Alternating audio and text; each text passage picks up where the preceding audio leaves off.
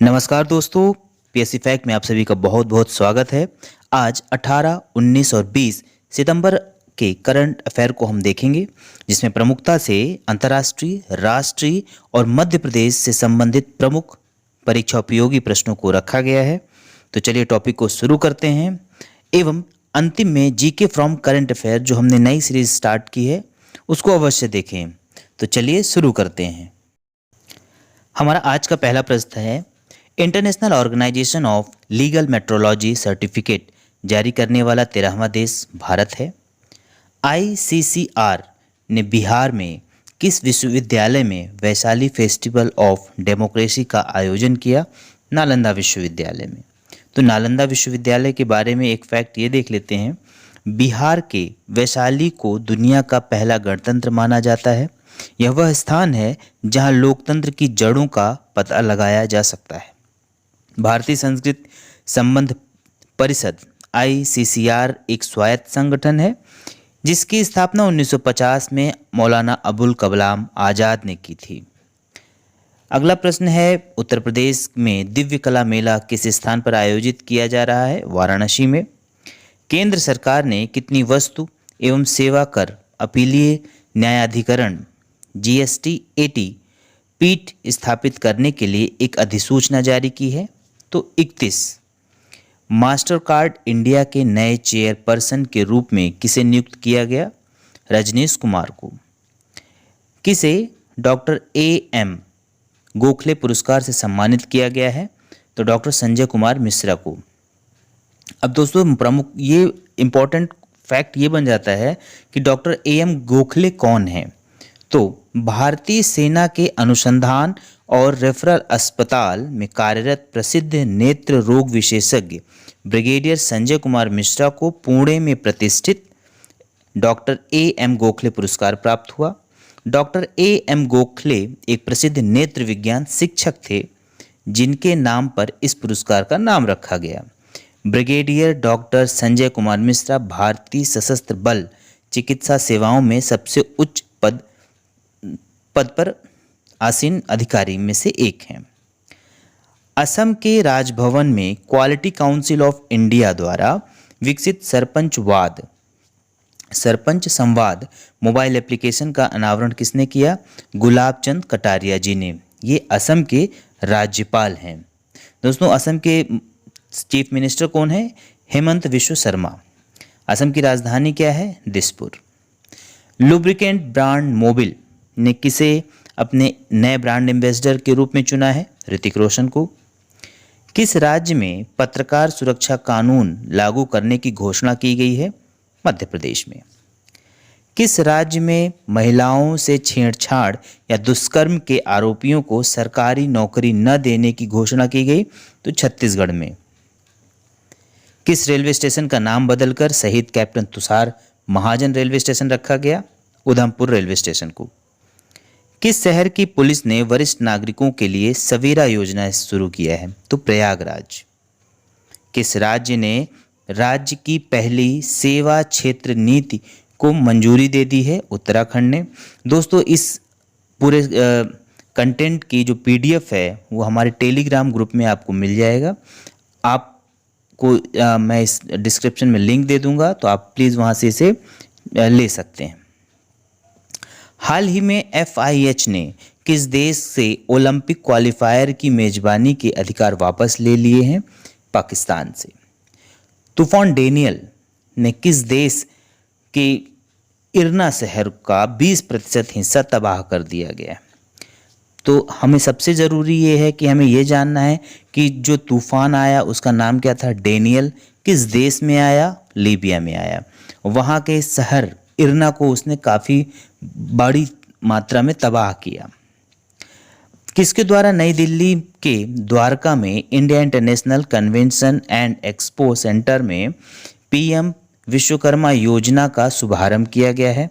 तो प्रधानमंत्री नरेंद्र मोदी द्वारा। कब किया गया है? 17 सितंबर 2023 को। 17 सितंबर 2023, 17 सितंबर मोदी जी का जन्मदिन होता है। उस दिन PM विश्वकर्मा योजना स्टार्ट की गई। उद्देश्य क्या है? पारंपरिक कारीगरों और शिल्पकारों का समर्थन करना। भारत के प्रवर्तन निदेशालय के प्रभारी निदेशक के रूप में किसे चुना गया है? राहुल नवीन को। जो ईडी, इसका शॉर्ट फॉर्म ईडी होता है, इन्फोर्समेंट डायरेक्टरेट, प्रवर्तन निदेशालय की स्थापना 1 मई 1956 को होती है। इसका मुख्यालय नई दिल्ली, भारत में है, नई दिल्ली में है।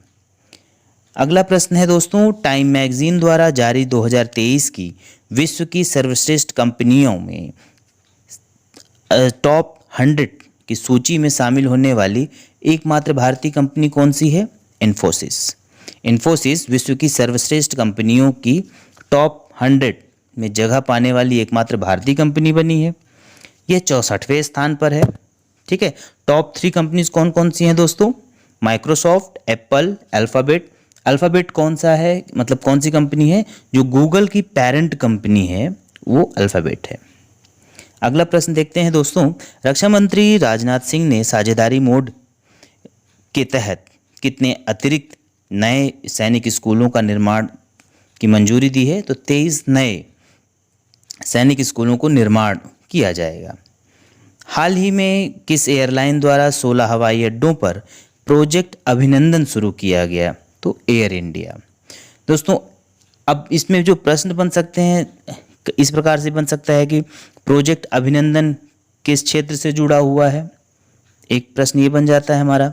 तो इसमें थोड़ा सा ये देख लेते हैं इसका फैक्ट कि मेहमानों को व्यक्तिगत सहायता प्रदान करने के लिए प्रोजेक्ट अभिनंदन शुरू किया गया है। किस भारतीय फैशन डिजाइनर को फ्रांस सरकार द्वारा प्रतिष्ठित knight of the order of arts and letters, इसको फ्रांस की भाषा में सेवलियर डेल आर्डे डेस आर्ट्स एट डेस लेटर्स के नाम से जाना जाता है? तो किसे दिया गया है? राहुल मिश्रा को।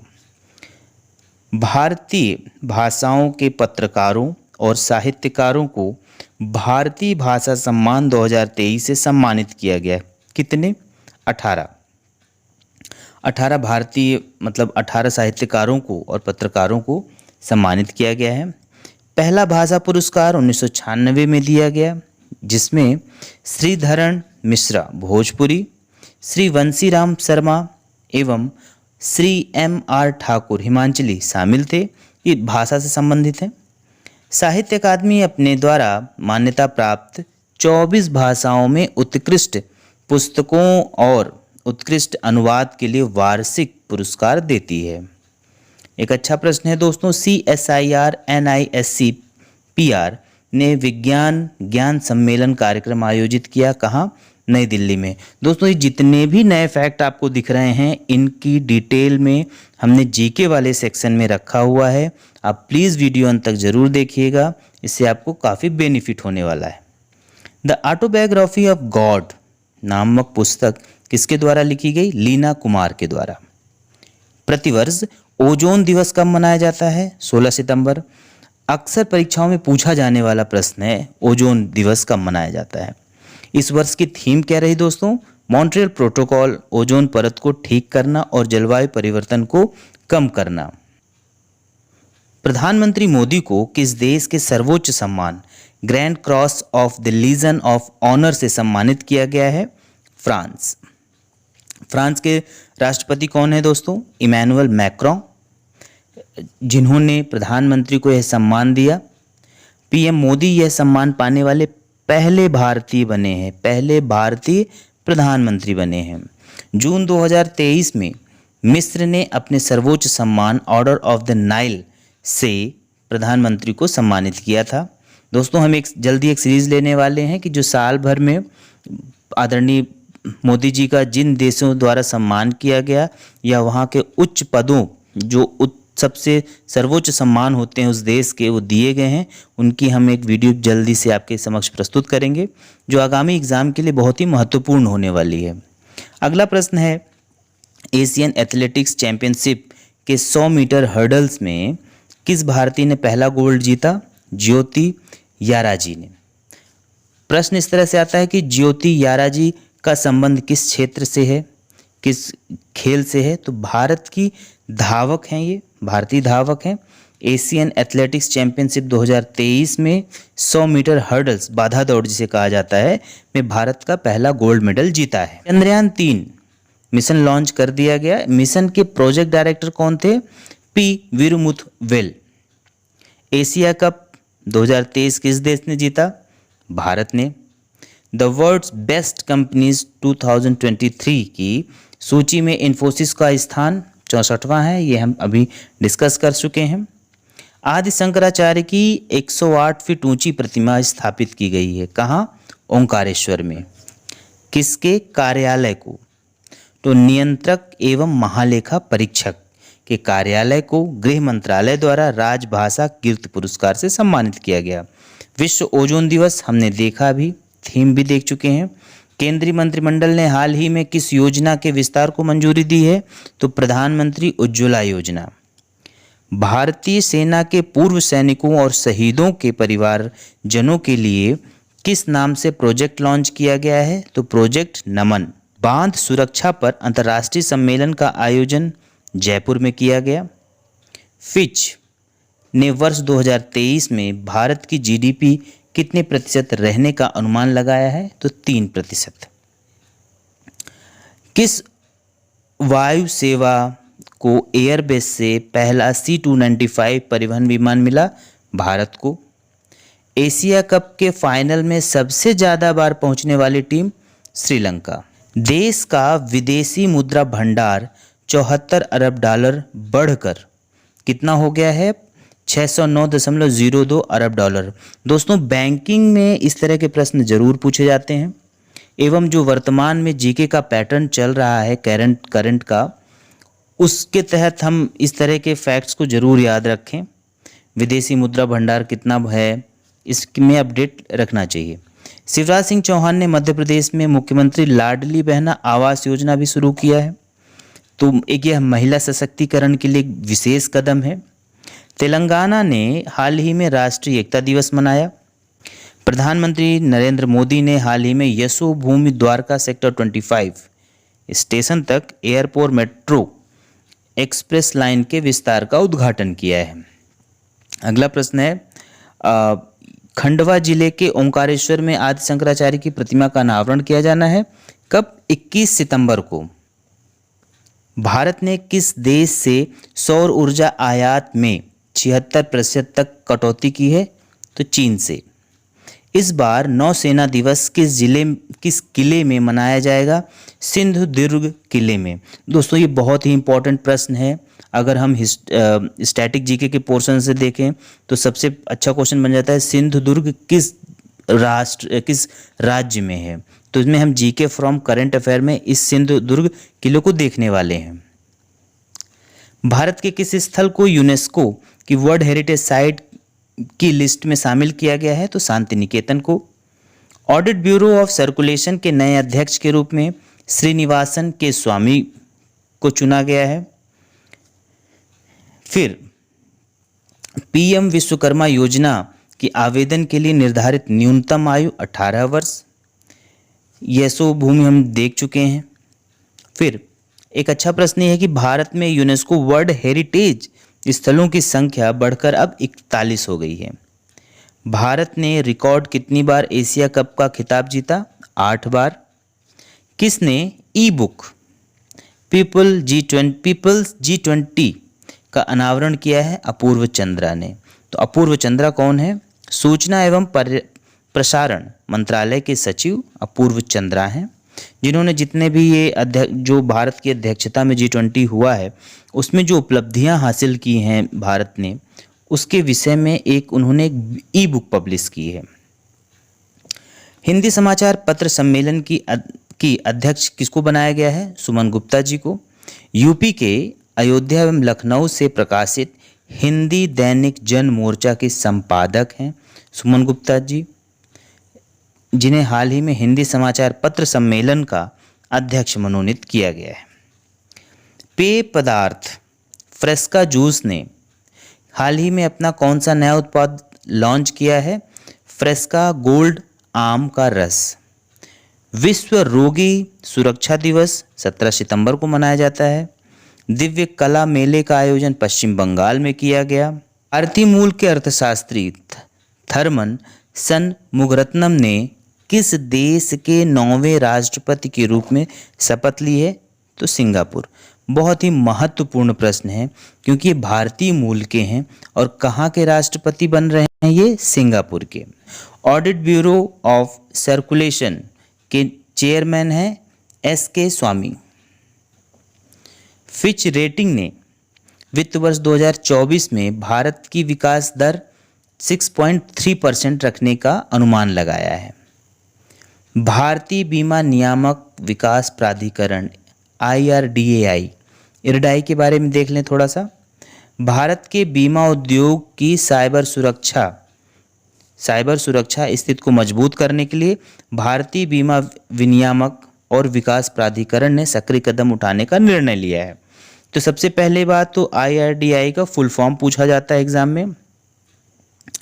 इसमें एक नई मार्गदर्शिका और एक जो फ्रॉड होते हैं उससे बचने के लिए प्रोजेक्ट लॉन्च किया गया है। दोस्तों, धनलक्ष्मी बैंक एक न्यूज़ में रहा, तो धनलक्ष्मी बैंक का मुख्यालय कहाँ है? त्रिशूर में। धनलक्ष्मी बैंक लिमिटेड की स्थापना कब होती है? 14 नवंबर 1927 को। धनलक्ष्मी बैंक लिमिटेड के CEO और MD कौन है? JK सिवन। यहाँ के जो CMD हैं उन्होंने इस्तीफा दिया, इसलिए धनलक्ष्मी बैंक जो है न्यूज़ में है। हैदराबाद मुक्ति दिवस कब मनाया जाता है दोस्तों? 17 सितंबर को। फिर अगला प्रश्न है 17 सितंबर 1948 को हैदराबाद निजाम के शासन से आज़ाद हुआ, इसलिए हैदराबाद मुक्ति दिवस कब मनाया गया? 17 सितंबर को। पाकिस्तान के 29वें प्रधान न्यायाधीश बने हैं कौन? न्यायमूर्ति काजी फैज। दोस्तों, मध्य प्रदेश से संबंधित प्रमुख फैक्ट को देख लेते हैं। वीरांगना रानी दुर्गावती की स्मृति में 100 करोड़ रुपए की लागत से भव्य स्मारक का निर्माण होगा। 5 अक्टूबर को रानी दुर्गावती की 500वें जन्म दिवस पर मदन महल की जमीन पर 100 करोड़ रुपए की लागत से भव्य स्मारक का भूमि पूजन किया जाएगा। कब? 5 अक्टूबर। कौन सा जन्म दिवस मनाया जाएगा? 500वां। बहुत ही महत्वपूर्ण प्रश्न है। मध्य प्रदेश लोक सेवा आयोग के जो पेपर होंगे एवं जो व्यापम का पेपर होने वाला होगा उसमें इस तरह के फैक्ट अवश्य पूछे जाएंगे MP से संबंधित। और ये गोंड शासिका थी। प्रतिवर्ष 18 सितंबर को राजा शंकर शाह और कुंवर रघुनाथ शाह का बलिदान दिवस राज्य सरकार द्वारा मनाया जाएगा। जबलपुर के मालगोदाम गोंडवाना चौक में जनजातीय नायक अमर शहीद राजा रघुनाथ शाह और उनके पुत्र कुंवर रघुनाथ शाह के 166वें बलिदान पर उनकी प्रतिमा पर पुष्प अर्पित किए जाएंगे। इनको अंग्रेजों द्वारा तोप से उड़ा दिया गया था। ये पिता पुत्र थे। 21 सितंबर को ओंकारेश्वर में स्टैचू ऑफ वननेस का अनावरण कार्यक्रम पूर्ण गरिमा एवं भव्यता के साथ किया जाएगा। दोस्तों, ये हमारी स्पेशल सीरीज है GK फ्रॉम करंट अफेयर। आगे देख लेते हैं। प्रवर्तन निदेशालय स्थापना 1 मई 1956 को होती है।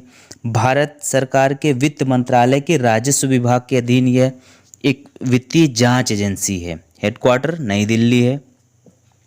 इसके 5 क्षेत्रीय कार्यालय हैं। कहाँ कहाँ? मुंबई, चेन्नई, चंडीगढ़, कोलकाता और दिल्ली। अगला प्रश्न है, और इसमें अगर पूछ लिया कि मातृ संस्था कौन है इसकी, तो वित्त मंत्रालय, राजस्व विभाग। अगला है ओजोन से संबंधित प्रश्न। तो ऑक्सीजन, ओजोन होता क्या है? O3 इसका फॉर्मूला होता है। ऑक्सीजन के 3 परमाणुओं से मिलकर बनने वाली एक गैस है जो वायुमंडल में बहुत कम मात्रा में पाई जाती है। समुद्र तट से 30 से 32 किलोमीटर पर इसकी सांद्रता सर्वाधिक होती है। यह तीखे गंध वाली अत्यंत विषैली गैस है। ओजोन दिवस कब मनाया जाता है? 16 सितंबर को। ठीक है। फिर इसमें एक चीज़ और हम देख लेते हैं कि 16 सितंबर 1987 को ओजोन लेयर में हो रहे क्षरण को रोकने व दुष्प्रभावों से बचने के उद्देश्य से तैयार किया गया मॉन्ट्रियल प्रोटोकॉल को स्वीकार करने की तिथि 16 सितंबर रही, इसलिए विश्व ओजोन दिवस भी इसी दिन मनाया जाता है। इसकी स्थापना किसने की थी? नालंदा विश्वविद्यालय की। इस गुप्त शासक कुमारगुप्त प्रथम ने 450 से 470 के मध्य में, और तुर्की शासक बख्तियार खिलजी ने नालंदा विश्वविद्यालय में आग लगा दी थी। कहा जाता है कि 3 महीने तक ये लाइब्रेरी जली थी। सन 1193 में बख्तियार खिलजी के आक्रमण के बाद इसे नष्ट किया गया। तो यहाँ पे दो महत्वपूर्ण फैक्ट मिल जाते हैं। नालंदा विश्वविद्यालय की स्थापना किसने करी? कुमारगुप्त प्रथम। दूसरा, इसे नष्ट किसने किया? बख्तियार खिलजी। कब किया? 1193 में। FIH क्या है दोस्तों? अंतर्राष्ट्रीय हॉकी महासंघ। मुख्यालय लुसाने, स्विट्जरलैंड। वर्तमान अध्यक्ष कौन है? इकराम तैयब। स्थापना कब होती है? 7 जनवरी 1924, पेरिस, फ्रांस में। एक और प्रश्न, फिच रेटिंग कंपनी। तो फिच रेटिंग कंपनी कहाँ की है? यह अमेरिकी क्रेडिट रेटिंग एजेंसी है और बिग 3 क्रेडिट रेटिंग एजेंसियों में से एक। तो 3 सबसे बड़ी क्रेडिट रेटिंग कंपनीज हैं जिसमें कौन कौन से? मूडीज़ और S&P, स्टैंडर्ड एंड पुअर, और तीसरा फिच है। यह 1975 में अमेरिकी प्रतिभूति और विनिमय आयोग द्वारा नामित 3 राष्ट्रीय स्तर पर मान्यता प्राप्त सांख्यिकी रेटिंग संगठनों में से एक है। हेडक्वार्टर कहाँ है दोस्तों? न्यूयॉर्क में है, USA। संस्थापक जॉन नोल्स फिच। स्थापना कब हुई थी? 24 दिसंबर 1913। CEO पॉल टेलर वर्तमान में। प्रधानमंत्री उज्ज्वला योजना को नई मंजूरी हुआ है, उसको एक्सटेंशन मिला है। यह योजना 1 मई 2016 को उत्तर प्रदेश के बलिया जिले से शुरू की गई थी। यह हमें ध्यान देना है। योजनाओं से संबंधित प्रश्न पूछे ही जाते हैं। पेट्रोलियम और प्राकृतिक गैस मंत्रालय द्वारा इसका संचालन किया जाता है। कैग से प्रश्न था दोस्तों। भारत के एक नियंत्रक एवं महालेखा परीक्षक वर्तमान में कौन है? तो श्री गिरीश चंद्र मुर्मू जी हैं। एक और प्रश्न था, CSIR/NISCPR, इसका फुल फॉर्म क्या होता है? वैज्ञानिक और औद्योगिक अनुसंधान परिषद, राष्ट्रीय विज्ञान संचार और नीति अनुसंधान केंद्र। इसकी स्थापना कब होती है? 2002 में। मूल संगठन CSIR ही है। मुख्यालय CSIR। सिंधु दुर्ग किला बहुत ही महत्वपूर्ण फैक्ट है। एक ऐतिहासिक किला जो पश्चिमी भारत में महाराष्ट्र के तट से दूर अरब सागर में एक टापू पर स्थित है। यह किला मुंबई से 450 किलोमीटर दक्षिण में महाराष्ट्र के कोंकण क्षेत्र में सिंधुदुर्ग जिले के मालवण शहर के तट पर स्थित है। यह एक संरक्षित स्मारक है। मराठों के लिए सिंधुदुर्ग शिवाजी की समाधि है और इसके मुख्य मंदिर में शिवाजी महाराज की छवि की पूजा की जाती है। तो दोस्तों ये रहा हमारा 18, 19 और 20 का करंट अफेयर, जिसमें अंतर्राष्ट्रीय, भारत एवं मध्य प्रदेश से संबंधित महत्वपूर्ण फैक्ट को रखा गया, और एक विशेष series GK from current affair जिसमें हम करंट से संबंधित फैक्ट को देखते हैं, जो उसका स्टैटिक पोर्शन है उसके बारे में डिटेल से जानते हैं। आशा करते हैं आपको वीडियो बहुत पसंद आया होगा। नए होंगे तो प्लीज़ चैनल को सब्सक्राइब करिए, दोस्तों के साथ शेयर करिएगा। मिलते हैं नेक्स्ट वीडियो में।